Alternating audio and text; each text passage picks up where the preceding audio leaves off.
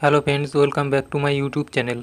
আজ আপনাদের দেখাবো অ্যামাজন থেকে কোনো আইটেম অর্ডার করার পরে অর্ডার শিপেড হওয়ার পরে কিভাবে তা ক্যান্সেল করবেন। দেখো, এর জন্য আমি অ্যামাজন অ্যাপ্লিকেশনটি ওপেন করে নিয়েছি।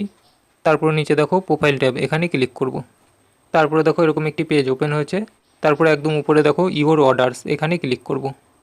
তারপরে দেখো এখানে আমার একটি আইটেম ডিসপ্যাচ হয়ে গেছে, অর্থাৎ শিপেড হয়ে গেছে। সেই আইটেমটির উপরে ক্লিক করব। তারপরে দেখো এখানে আমার এই আইটেমটি শিপেড হয়ে গেছে। এবার এই আইটেমটি আমি ক্যান্সেল করে আপনাদের দেখাবো। তাই এখানে দেখো update delivery instruction, share tracking, আর একটু স্ক্রল করছি দেখো। তারপরে এখানে দেখো রিকোয়েস্ট ক্যান্সেলেশন, এর উপরেই ক্লিক করব। তারপরে যদি আপনি আপনার আইটেমটি ক্যান্সেল করতে চান তাহলে নিচে দেখো কনফার্ম ক্যান্সেলেশন, এর উপরেই ক্লিক করবেন।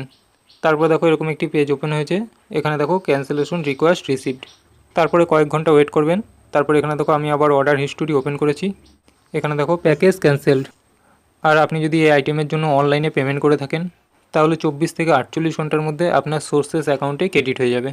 অর্থাৎ যেই মাধ্যমে আপনি পেমেন্ট করেছেন সেই মাধ্যমে রিটার্ন চলে আসবে 24 থেকে 48 ঘন্টার মধ্যে। এখানে দেখো আমার রিফান্ড ইস্যুড। রিফান্ড আমার 2 থেকে 4 বিজনেস ডে এর মধ্যে আমার অ্যাকাউন্টে ক্রেডিট হয়ে যাবে। এইভাবে আপনারা সহজেই অ্যামাজনের কোনো অর্ডার শিপেড হওয়ার পরে সহজেই ক্যান্সেল করতে পারবেন।